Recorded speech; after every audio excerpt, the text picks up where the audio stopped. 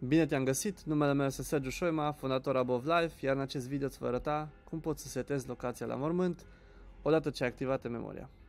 Primul lucru este să intri pe site-ul nostru, abovelife.net, te loghezi și intri la memoriile mele.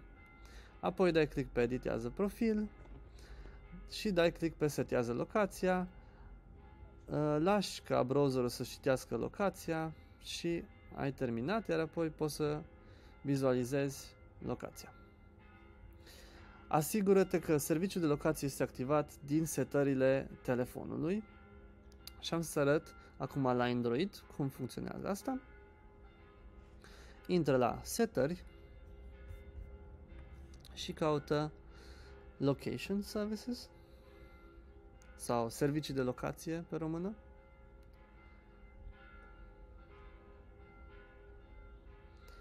Apoi mergi la browserul care îl folosești, Chrome să zicem, și asigură-te că Allow only while using the app este selectat și Use Precise Location. Foarte important, Precise Location trebuie să fie activat, astfel locația nu va fi foarte exactă și nu îți vei găsi locul de WC a persoanei.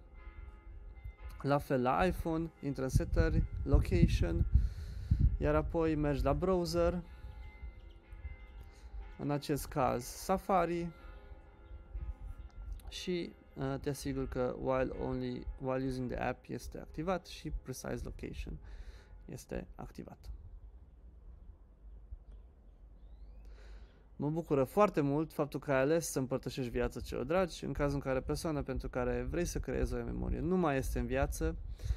Îți urez sincere condolianțe, rămâi puternic, nu ezita să împărtășești cu noi pe Facebook sau Instagram cum te simți, ce amintire ai sau cum te inspiră persoana importantă pentru care vrea să creezi o memorie.